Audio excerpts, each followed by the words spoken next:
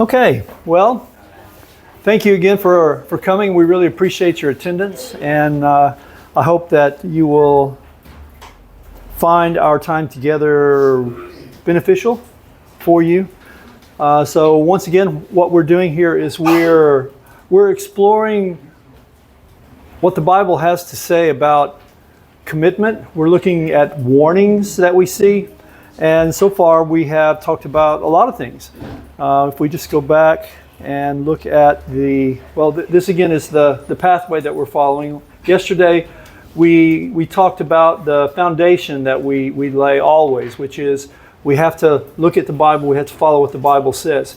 And last night's discussion in this seminar was about warning signs, and we looked at a lot of Old Testament stories and such. And tonight we're going to talk about standards, and we're going to talk about desires.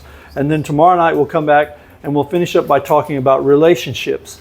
All of these involve warning signs because, you think about what is it that makes it difficult for us to have relationships with each other? Well, part of it is standards, and we can understand that. I mean, I'm an American. You guys are Filipinos, and American culture is different from Philippine culture. And so when Americans and Filipinos get together, we have difficulties sometimes because of the way we were brought up, the way we were raised, the way things are done in our country where I'm from, and different from the way things are done in your country. Everything from the food that we eat to the way we say hello, and the customs that we have in our house about how we greet our parents and our grandparents and things like this. But none of this is necessarily evil, it's just different. Even Philippine English. A lot of Americans that come here, when they hear you guys speak English, they say, Philippine English is bad English. And I have to tell them, no, that's not fair. It's not that it's bad English, it's just different. And if you look at the history of how Philippine English developed, you'll see that there's a very, very logical explanation that explains why Philippine English is different from, say, English in America or English in Britain or English in Australia. And there's nothing wrong with it. Millions and millions, hundreds of millions of people communicate every day with Philippine English, and you guys have no problem with it. But when Americans come, I always enjoy it because for the first few days when they're going around, especially if they come to church and listen to the brothers and sisters talk, a lot of them after we get home, they say, I didn't understand a word they were saying. Were they speaking English? And I can understand that because when I first came to this country, the first week I was here, I didn't realize that everyone was speaking English because the pronunciation is so different. And the intonation, the grammar, it's not what my brain was expecting to hear. But as soon as my brain got in sync with what was going on, it's easy. It's easy. In fact, I've been here so long that sometimes when I go to the States, I speak Filipino English and people look at me like, who are you? Where are you from? But see, that doesn't mean it's bad. It just means it's different. So standards, when we talk about standards, who sets the standard for what standards are supposed to be? And you think about this. How do we come to have the standards that we have inside of us that we build our life upon? The things that we think are good, the difference between good and bad, good and evil, things that are ethical, things that are moral. Where do these things come from? And how do these things affect our ability to have a relationship with God? That's what we're going to be talking about when we talk about standards. And then, of course, desires. We know that one of the very, very big difficulties that we have in keeping relationships has to do with desires. And I mean, I'm not going to talk about that a lot right now because we'll get into it after the break tonight. And then, of course, when we put it all together, it all comes together under the heading of relationship. And by looking at the problems we have with relationships and the warning signs that we see in our relationships with other people, it will help us to understand how it is difficult, why it's difficult for us to have a relationship with God. And hopefully we'll be able to tie all of this together. But I have to confess, this is a new seminar. This is all new material that I have put together as a result of my study. And my brain is just filled with so much stuff, and it's hard to decide what to put down. So I apologize if there are some things in the outline that kind of like it goes here and then it just kind of stops and goes to a different tangent. But we'll have it all together. And my PowerPoints, I was rushing to get the PowerPoints together. So if I got any mistakes there, please just bear with me. We'll get it all out. Okay, so we began this last night looking at this passage, John chapter 17. Remember, Jesus is on the earth. He's going around. He's near the end of his time. And he's now getting ready and preparing himself to face the reason why he actually came here, which was to die on the cross. And he knows what's going to happen, and yet he's concerned. He's concerned about many, many things. Well, one of the things he's concerned about here in John 17 is he's talking to his Father about the future of all the work that he's done and these people. Because he also knows what's going to happen to these people, to these 12 guys. He knows that Judas is going to betray him. He knows that Peter is going to be a problem. He knows everything because of who he is. But even with all of that, he still has these concerns. So he's talking to his Father about the disciples in the future, and he wants them to be united. He wants them to be safe. And then in John chapter 17, verse 20 and 21, he turns to us.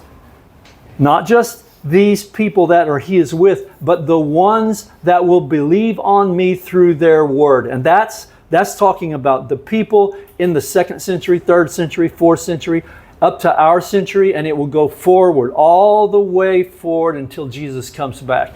Anyone that comes to believe in Jesus because of what the original disciples said, and they're the ones who wrote this New Testament that we have, the New Agreement.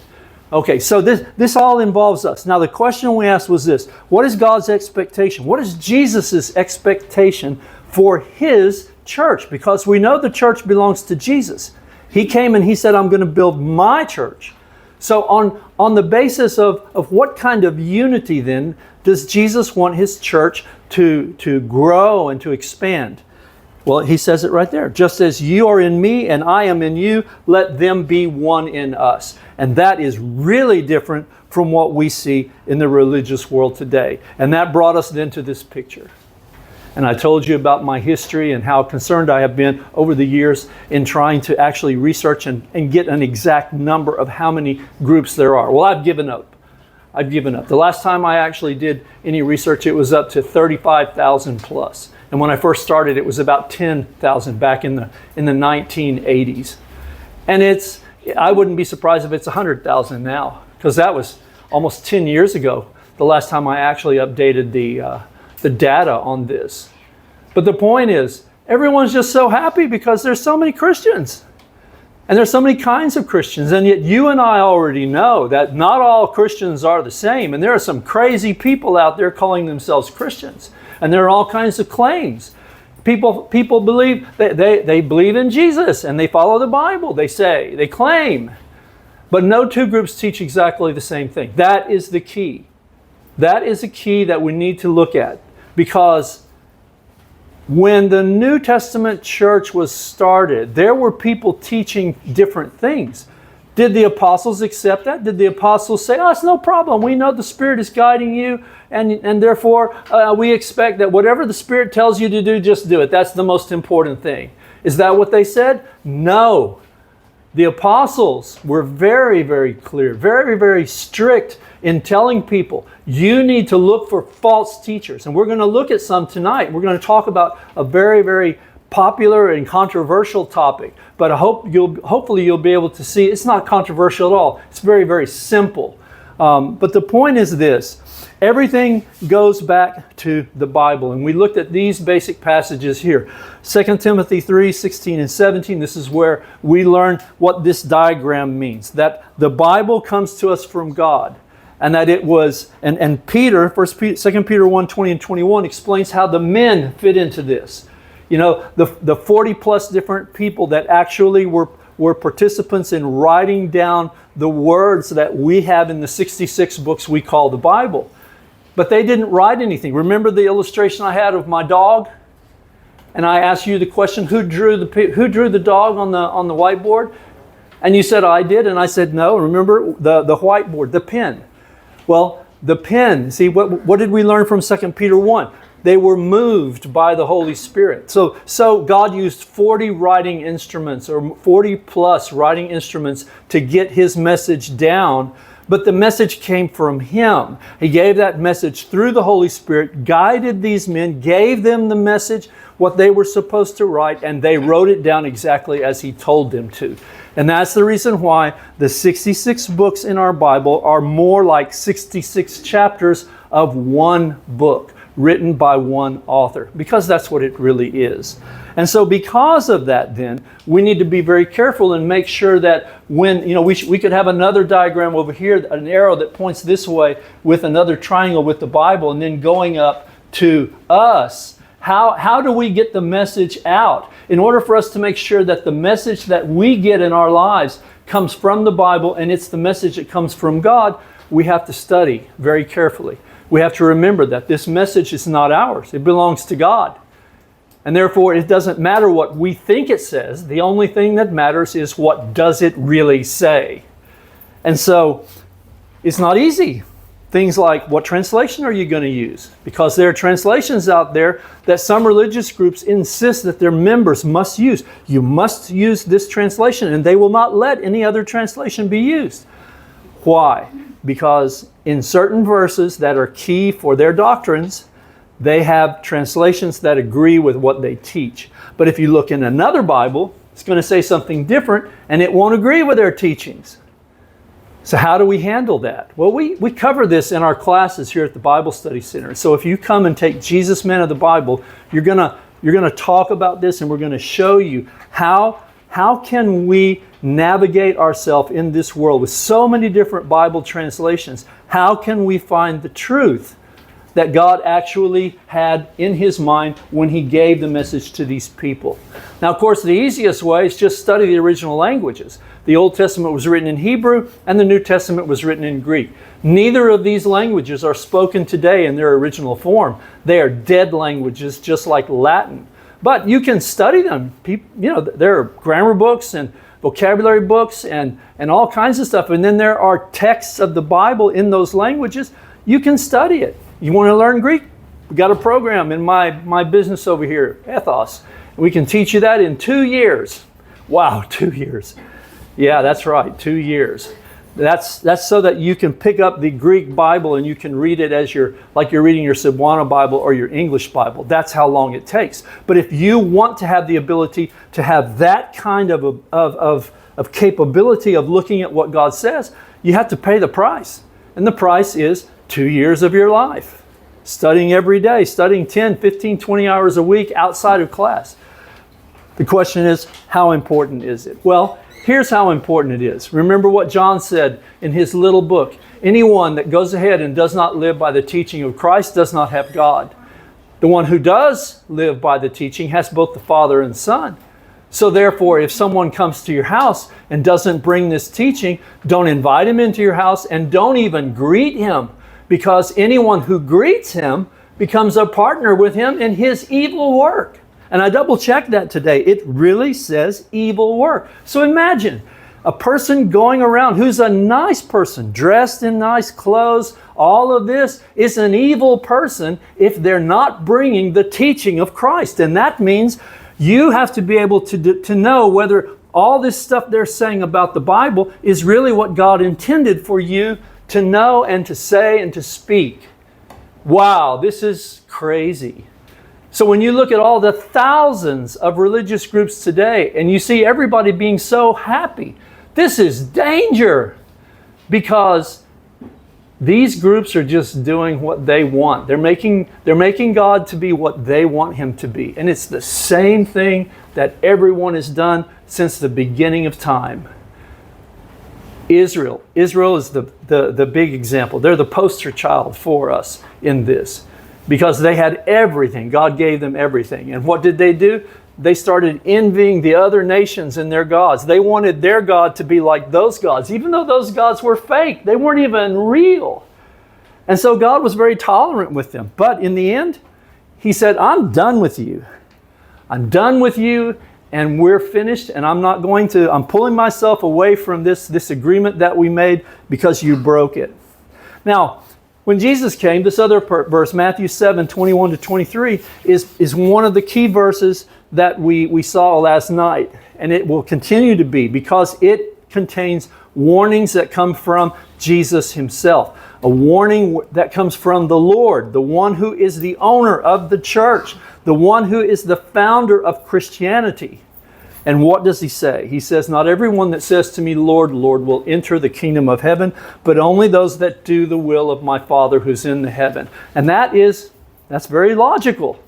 Because he came here to bring the agreement from his Father. The teachings that he gave were not his own. He was very clear about that. I do nothing of my own authority. Everything I say, everything I teach, it's what my Father tells me. I only do what he tells me to do, what he tells me to say, what he tells me to teach. That was Jesus. But here's the thing. He continues. On that day, many will come to me and say, Lord, did we not preach in your name? We cast out demons in your name? We did mighty works all in your name.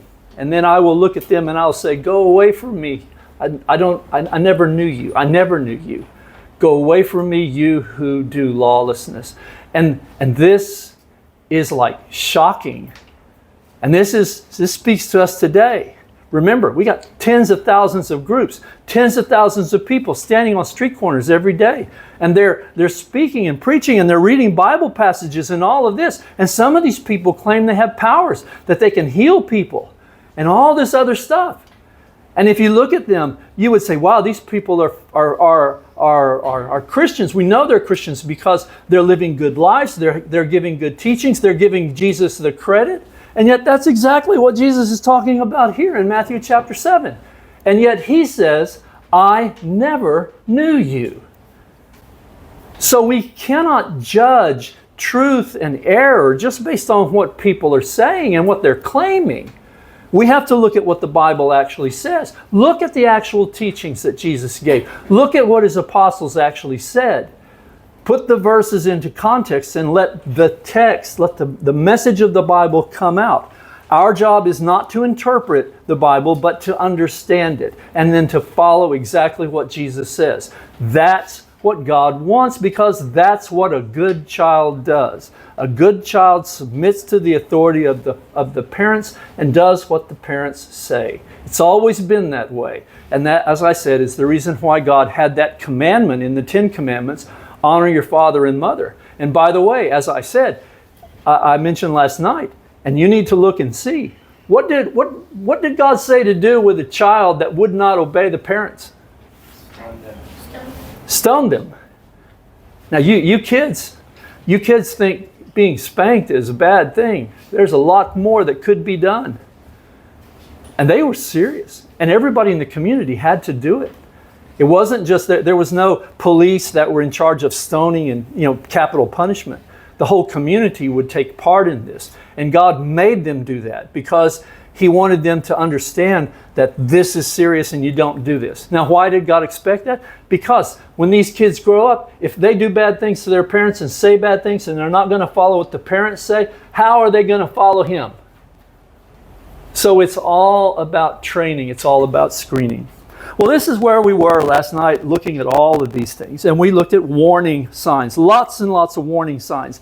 And I had this diagram with this hand coming down, crushing. I found that on the internet. I don't know if that was important or not, but I thought, this is good because we're talking about God here. And he has the power to crush us very, very easily. There's nothing we can do. We have all these technologies and all this power, but it's nothing compared to the power of God. So that's where we ended last night. We looked at lots of passages, lots of stories. And if you have time, please go back through and read through all of those references that talk about those stories. Read those stories, all the details, and see exactly who these people were and what they did and what God did in response. Okay, so we're going to go ahead now and continue on. And we're going to start by looking at some passages from the Old Testament. Because the question is this, and I've always had this question myself, and I've had students that ask the question, why is it that we can't guide ourselves? Why is it that I can't trust my own interpretations? Why do I have to just always follow exactly what God says? Well, that's a standard question that teenagers ask when they get to a point where they think they're grown up. Why do I have to do what Dad says anymore? And in the States, as I said, people wait till they're 18, because when young people get 18, they're no longer under the authority of their parents, and they move out, get their own apartment, and that's when they start their life.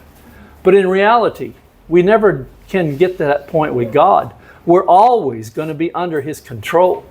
He is always going to be our Father. He's always going to be Dad. And some people say, well, Barry, you should not talk about God in such a term as Dad. It's too informal. But if you look inside the Scripture, there's a place there where it talks about that the Holy Spirit helps us when we pray, so that when we say Abba, Father, and that is actually a transliterated statement from the Aramaic language, which basically is a term of endearment that means the equivalent of daddy.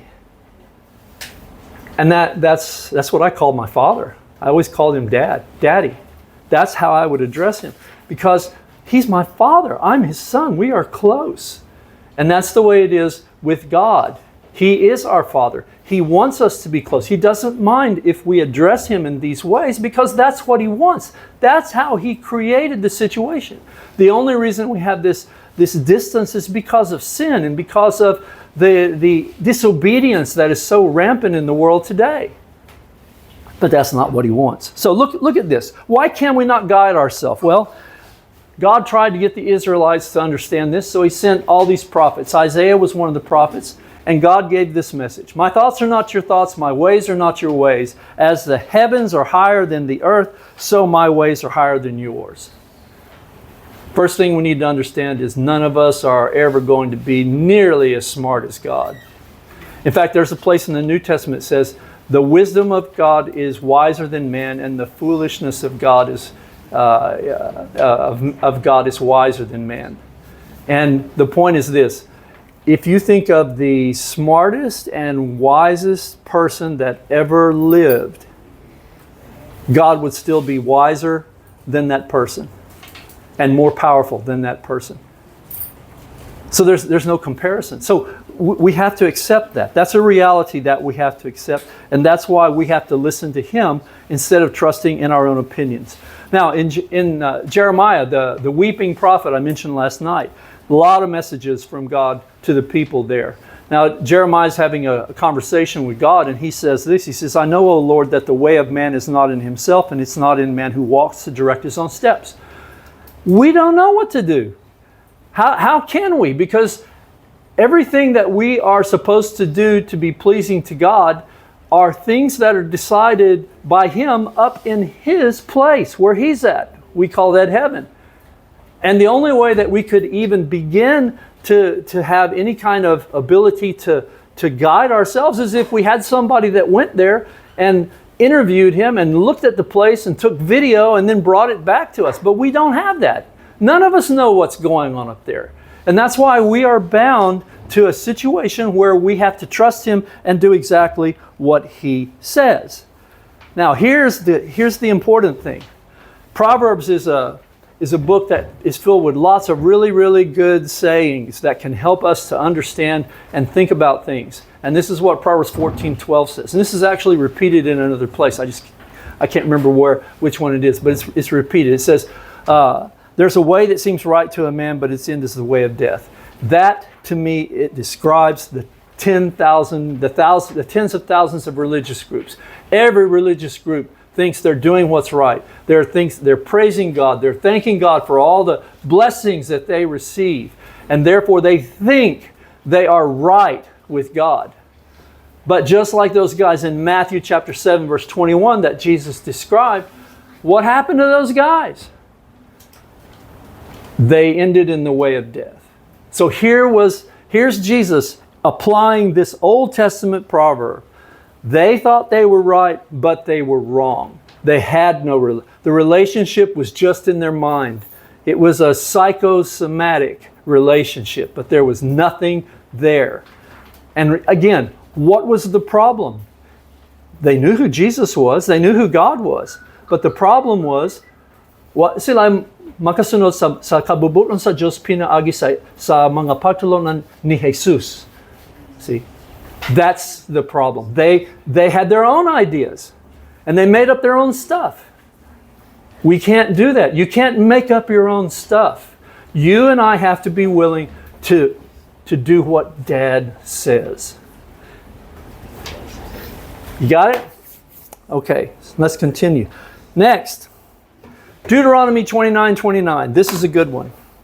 As we're going to see as we go further into this, and as you go further in your study, and if you think about your experiences in religious groups, especially fights and arguments and things like this, you know that people don't usually argue about the things that Dad says. As kids, you had a big family. Kids don't argue with each other about stuff Dad actually says. They argue about stuff Dad doesn't say. Like Dad doesn't give all the details. So they start arguing about what they think Dad should have said or additional things Dad should have said. And then everybody just gets into a big fight. Well, one thing that we need to remember is this. Our Father in heaven knew exactly what He wanted to tell us. He gave us exactly the exact message that we needed in order for us to be pleasing to Him and be able to finish our life out and be acceptable to Him so that He would allow us to live with Him forever in this place we call heaven. And so that means it's important for us to remember that He is not going to answer every question we can possibly ask. And just like any father, if we get distracted by subjects and topics that He doesn't talk about because it's not important, He's going to get really upset at us for making these issues out of nothing. Let me give you an example. We know that mosquitoes carry diseases. My wife almost died from dengue about 10 years ago. Her platelet count got down below 20,000 and it was like crazy. And it was fun. It was hard because my arms, the veins in my arms were such that the doctors could get one, but they couldn't get the other. And to get platelets out, you have to hook up both arms so they can bring blood out on one side, take the platelets out and put blood back. And I told them, just cut my arm and do whatever you got to. But they wouldn't do it. And she almost died. But it was because of mosquitoes. Now, God, why did you make mosquitoes? Okay, asa mabasa sa Biblia katong tubag. Unsay pahina, unsay kapitulo, unsay libro. It can't. It's not there. So if we start having if we have a discussion, where do mosquitoes come from? There's this guy thinks this girl thinks this, and next thing you know, sumbag nata. Because there's difference of opinion. And so Dad comes in and says, stop! Why are you arguing? It's not important. What's important is what I told you to do. This is what we have to remember. So the secret things that we don't know, things that God didn't tell us about, those belong to Him. And He knows the answer. And maybe someday if you go to heaven, you can ask Him, God, why did you make mosquitoes? And He'll tell us all about it. But you got to get to heaven first. And you won't be able to get there if you sit there and try to think things through and say, well, I really believe that God did this because, and you start your own religious group on the mosquito church, or something like that. But the things that He's given to us, the stuff He tells us about, these belong to us and to our children forever so that we can do what He says. So the important thing to remember in all of this are these key points. God gives us everything that we need in order to be able to please Him. And we need to be satisfied with that. And so when we encounter situations where we have questions that are not answered, the one thing we have to be very, very careful about is do not argue with one another about it. Because God's going to get more upset with us from our arguing about stuff that He doesn't think is important than about the situation itself. So very, very important. Now, I want to cover a few additional cases. We talked about some cases of people, stories in the Old Testament. I want to talk about a few more. Now, some of these we mentioned, some of them we didn't. You remember a guy named Lot? Who was Lot? He was a twin. His twin's name was House. So House and Lot. They were the first twins in the Bible, right? No, I'm not funny. I'm not a comedian. So Lot was actually, he was related to Abraham. Does anybody know what his relationship was to Abraham? Nephew. He was Lot's nephew. Okay. So Lot lived in a place called Sodom. And Sodom was a bad place. In fact, the story is very interesting because God told Abraham that he was going to destroy Sodom and Gomorrah, and Abraham was concerned that Lot was there. So he hung-yoed with God about the situation. And it ended up that God said, well, if I can find 10 people that are not involved in this foolishness, I'll spare the whole place. So God sent angels there, and they stayed in the house of Lot. And what happened? That night when the angels were staying at Lot's house, what happened? People of the city came and surrounded the house and said, what? Bring these people out. And it says there, so that we can know them. And that does not mean, the word there does not mean so that we can introduce ourselves and make friends with them and they can come drinking with us or something like that. They wanted to have sexual relations with them. And that gives us a reality check of just exactly what was going on in this place. It was horrible. And so the next day, they were told, Lot was told to take his family and to leave the city, to flee to the mountains, and whatever you do, don't look back. Now, this is Lot's wife. Why is Lot's wife in this list? What did she do? Well, look at it. It says she left. She left with the family. And they went to the mountains.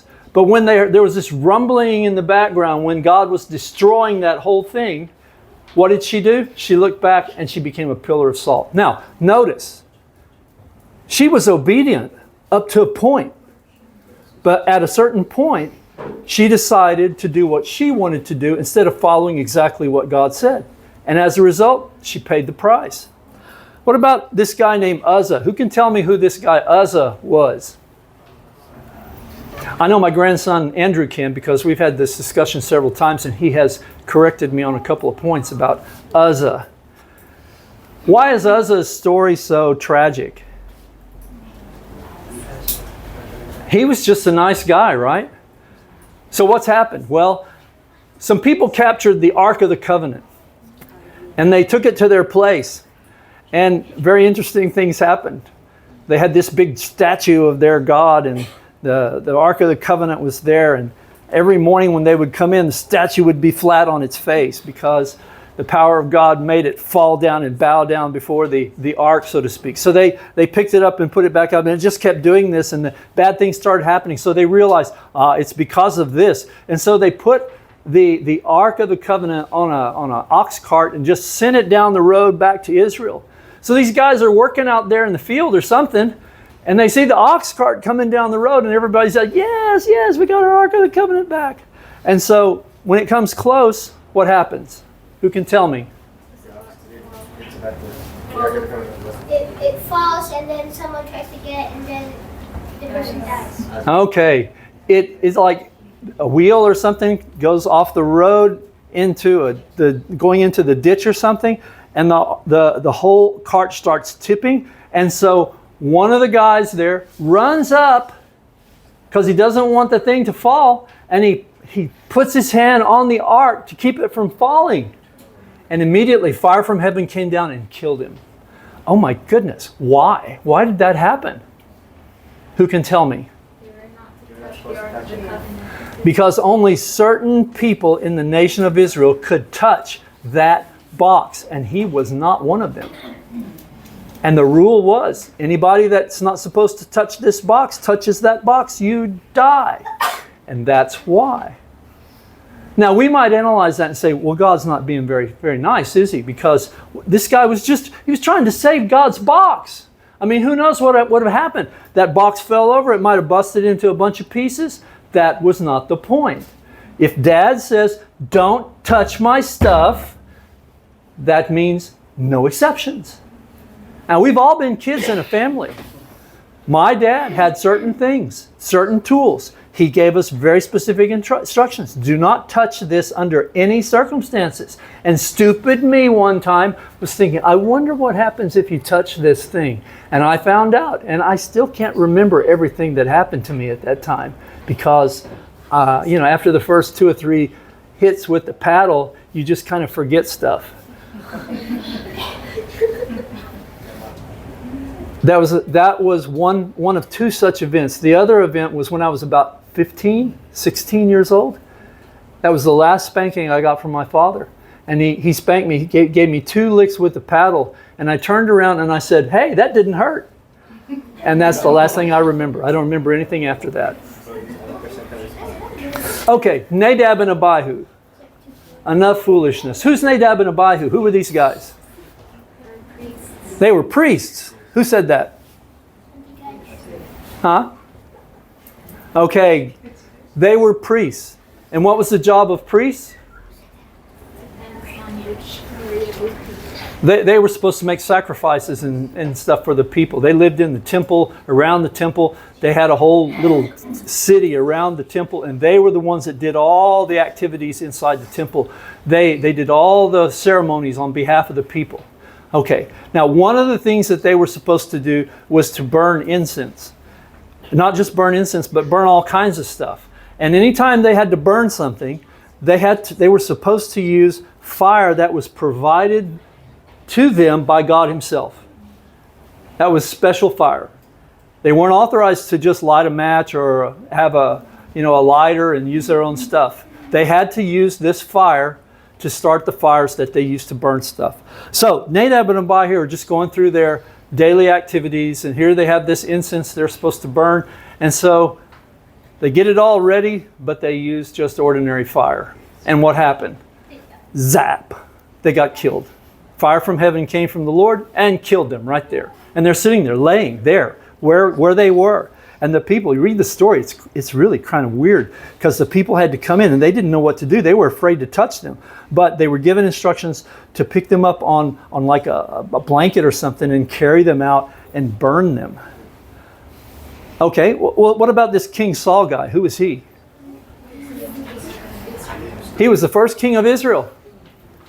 He was a pretty good guy until what happened? What is this? What is this Amalekite incident? Who can tell me that story? I mean, he was God's anointed king, and he would remain king, and he was in God's favor until he did this thing right here. This was his downfall. What's an Amalekite? Is it a mineral? Kind of metal? No, Amalekites were a nation of people. And what's the background of the story? God had given instructions to Saul through the prophets to do what?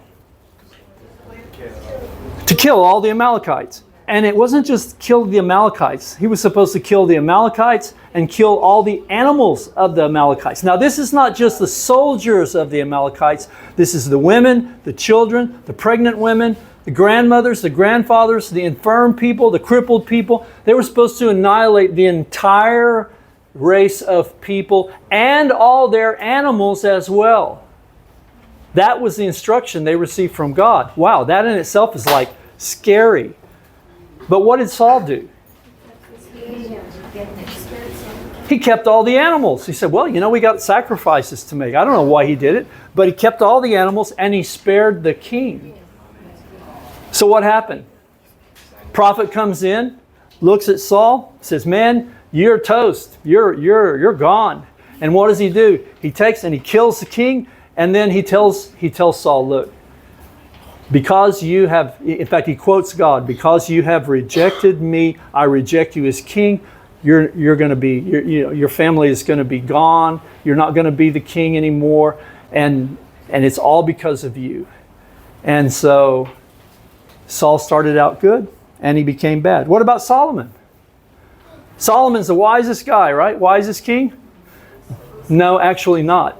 In fact, Solomon is the reason why Israel split into 2 nations.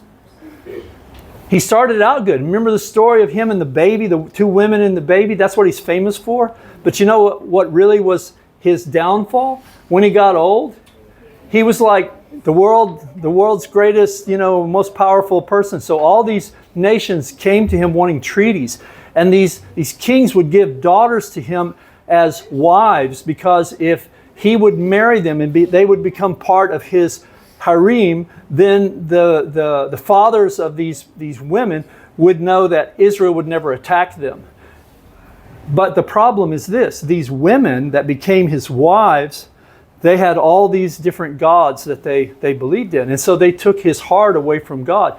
He built temples and shrines and things like that, and actually participated with his wives in offerings made to these false gods. And so God sent a prophet to him and said, you're stupid. And because you've done this, everything is gonna be bad. I'm gonna take the kingdom from you, and it's gonna be divided. You're gonna have your descendants will have a piece of it, but it's not gonna be the whole kingdom anymore. And that's when we have these last two guys, Rehoboam, Jeroboam. Who are these guys? First of all, who's Rehoboam? Son of Solomon. Okay? And he was the one that took over when Solomon died. And at that time, the kingdom was intact. But what did he do that was so bad? He listened to his friends instead of listening to the old experienced advisors that his father used when he was king. And so because he did stupid things, the kingdom got divided, and he ended up with just 2 tribes. And this other guy, Jeroboam, was commissioned by God to be the king of the 10 tribes. So, what about Jeroboam? Was he a good guy or a bad guy? This is a test of your Old Testament history. Jeroboam, son of Nebat. Was he a good guy or a bad guy? He was a very, very, very bad guy. Because God promised him all this stuff, and he said, yes, Lord, I'll do it. And then he didn't do it. Not only did he not do it, but he did really bad things. And so, God destroyed him. And in the future, a number of kings of Israel that did bad things are referred to as in this phrase. And they followed after the ways of Jeroboam, son of Nebat, and God killed him. That's how bad this guy was. But he was a king. God made a deal with him. He agreed. So what's the deal here with these people? What do these people have in common with one another? What do they have in common with each other? Disobedience. Okay, now they all started out well, right? They all started out on God's good side. But because of decisions they made later on, they ended up on God's bad side. So what does that tell us? Once saved, always saved. Puede ba? No, because these guys, you could say they were saved. All these people were. Lot's wife, she was saved. All she had to do was just continue to do exactly what God said. She left the city, she went to the mountains, and if she hadn't looked back, she would have continued on. But 2 out of 3 is just as bad as 0 out of 3 when it comes to God. Partial obedience doesn't matter. And partial faithfulness in our relationships with people doesn't count either, does it? Okay, now here we have a dilemma. You remember these people, Nadab and Abihu, right? Okay, so the story of Nadab and Abihu, we just had them. They made this offering of incense, and God killed them. Well, why did they die? Well, it's like this. God gave them specific instructions, but they substituted what they wanted to do in place of the exact instructions that God gave them, and God immediately killed them with fire from heaven. Okay, no problem, right? They should have done what's right. Well, here's one for you.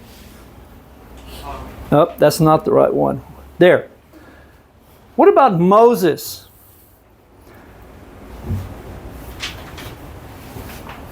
There's a time when Israel was nearing the end of their journey. And Moses was called upon by God to provide water for the people. Now, he did this once before, earlier on in the story. And what he did was this.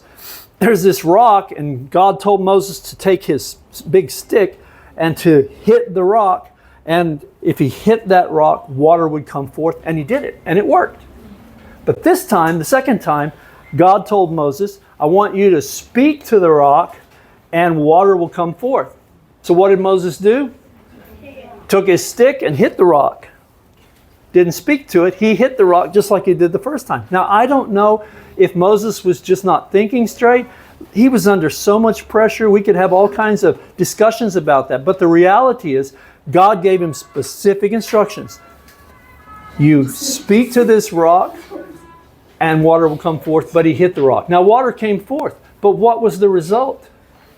God punished him. He said what? He said, okay, because you didn't listen to me and didn't do what I said, didn't follow my instructions, you're not going to go in the promised land. You're going to die here. Okay, now, what's going on here? God banished Moses, but he killed Nadab and Abihu? Is that really fair? Is God being fair? I mean, why didn't God ask Nadab and Abihu, why'd you do this? Guys, you need to remember, we need to have this fire. That's why I gave you this fire. Make sure you don't do that again. Why did he just kill them? Why did he kill Uzzah? Why didn't he have some kind of understanding there? Why? He could see in the hearts of people. Why did he do this? And why did he let Moses escape the death penalty, which is what he usually gave to people that refused or did not do exactly what he said? This creates a dilemma. So is God being unfair? This brings us to this verse, Romans chapter 9, verse 14 through 18. Fairness of God has always been a very big controversy, but we need to understand this. So Paul is talking about the situation, and he says, I think I got a screen back here. There. So what shall we say? That there's no fairness with God? Heaven forbid. For he says to Moses, I will have mercy upon whomever I will, and compassion upon whomever. Therefore, it isn't a matter of the one wanting or the one running, but of the one receiving mercy from God.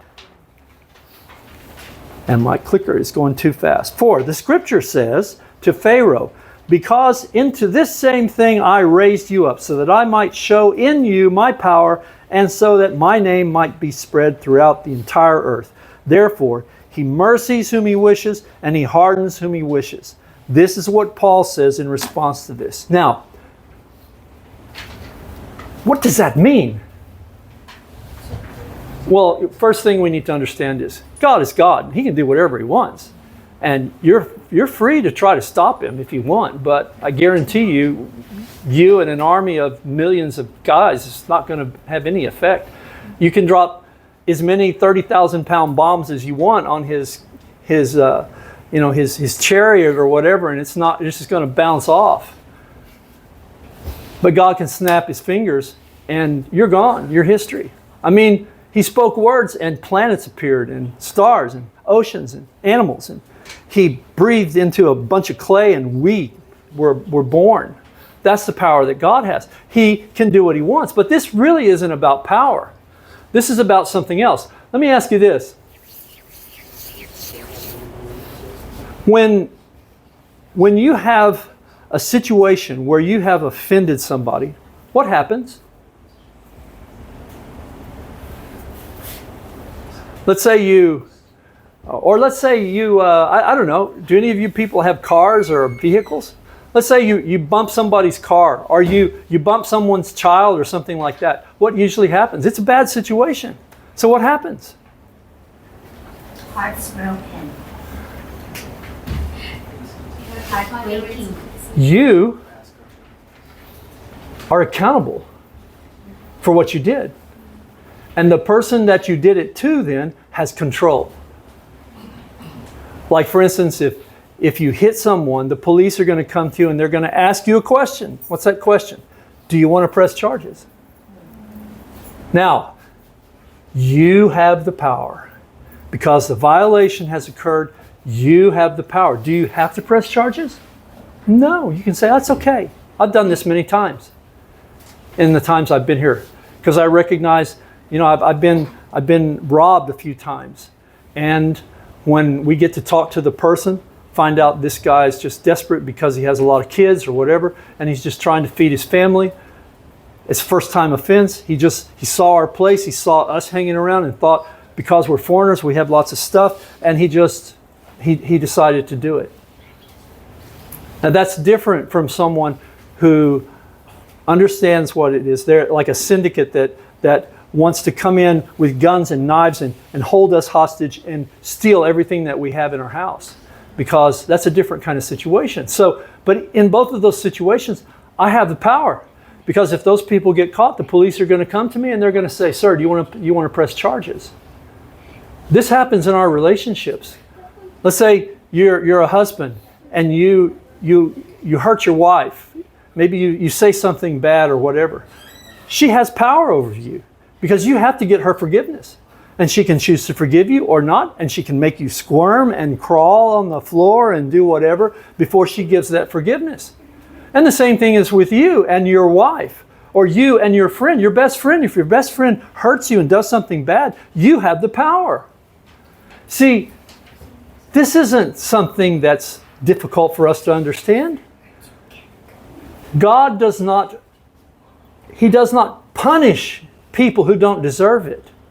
Every one of these people that received whatever punishment that God gave them, they got the punishment because they broke their promise of loyalty to God.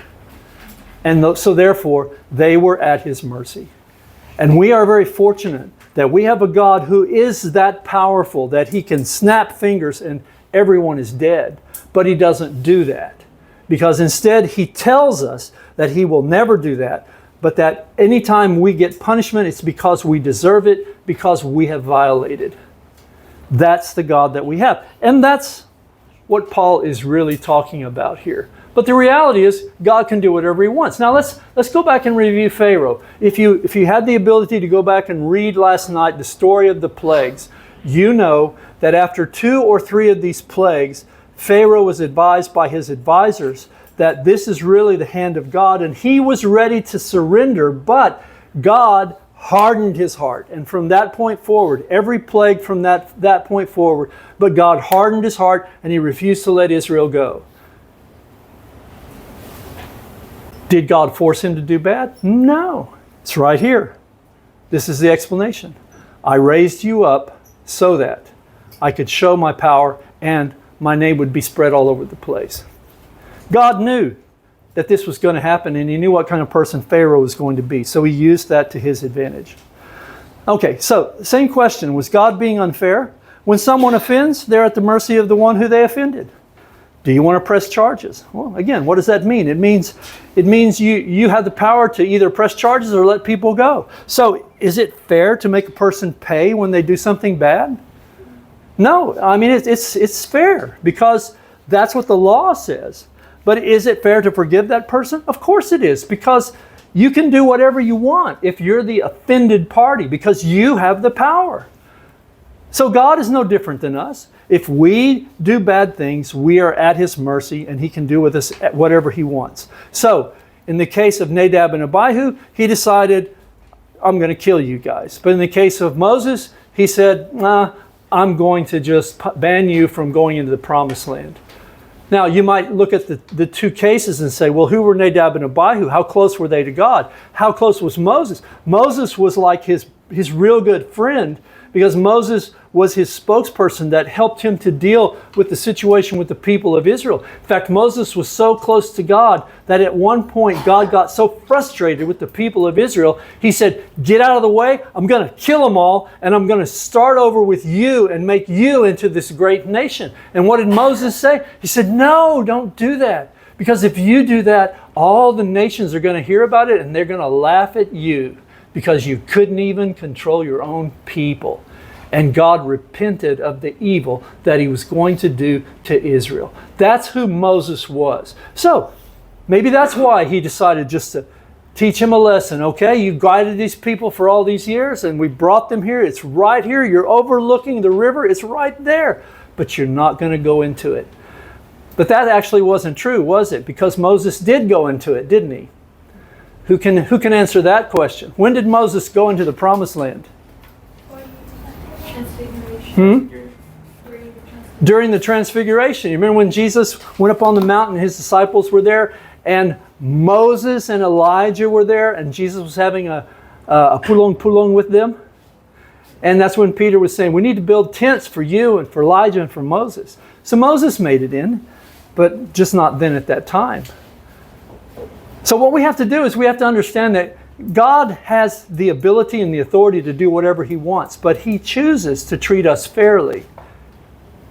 But if we get on His bad side, He can do whatever He wants. So God is free to do whatever He wants, and hence Romans chapter 9, this passage that Paul talks about. We are fortunate that He does not do bad things to us unless we first violate His laws. So examples where God didn't kill people, we have Moses. We have, who knows the story of King Hezekiah, Old Testament? It's a very touching story. King Hezekiah was kind of a cowardly king. He kind of gave Israel over to a foreign king that wanted to invade, gave all the gold and all this other stuff away, and God got really upset with him about all this stuff. And so God sent the prophet to tell him, get your house in order because you're going to die. But he wasn't really a super bad person. And what he did was he went into his room and he cried. He turned his face to the wall and he cried and he begged God, please, please don't kill me, please don't kill me. And God was moved and touched by his remorse. And so he sent the prophet back and says, okay, I heard you. I'm going to give you an extension of life. And he extended his life for another, 10, 15 years, something like that. Pretty cool. Well, that shows us a different side of God. He is compassionate. He can be reached. And what about this one? Saul of Tarsus. Who is Saul of Tarsus? Huh? That's the Apostle Paul. He was Saul before he was Paul. What's his story? Who was Saul of Tarsus who became the Apostle Paul? He was a Pharisee. He was one of them Jewish leader guys that thought Jesus was an imposter. And he was very, very much against Jesus. How much against Jesus was he? He killed Christians. When Stephen, the first one who was killed, was stoned, Paul was holding the coats of the people that were stoning him. And he consented to Stephen being killed. So Paul was on the road going to the city of Damascus from Jerusalem. And his mission was to go and find Christians there and catch them and bring them back in bondage to Jerusalem so they could be punished. And Jesus met him on the road, struck him blind, and that's what started the process of him becoming the Apostle Paul. So here's a man that started out bad, and God made something good happen with him. So these are all important. Now, a couple of things we want to talk about before the break. Influence. What makes us do the things we do? We have all this stuff that we are involved in. We are born into families. Our family has a history. Maybe there's religion involved, maybe there's not.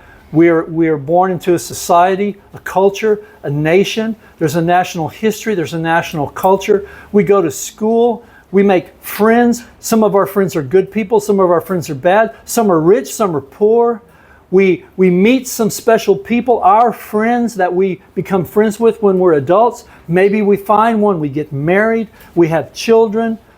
Our problems and difficulties in life, all of these things influence us. And all of these influences cause us to decide what we think is good, what we think is bad.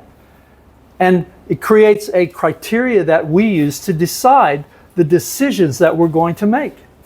And so depending who you are, depending on what your gender is, depending on where you live, the country where you grow up in, all of these things are going to be different. And so it's no wonder then that we have differences and we have difficulties in our relationships. Well, imagine this. If you spend all of your early life being influenced by all of these different sources, then you decide at some point in time you want to investigate and perhaps have a relationship with the God of the universe. If you're not careful, these influences that you have in the past are going to affect how you understand what God says and what He wants you to do. Okay, we're going to take a break there now because We actually have a lot more to cover on this, but I'm going to go ahead and take the break, and then we'll come back and finish.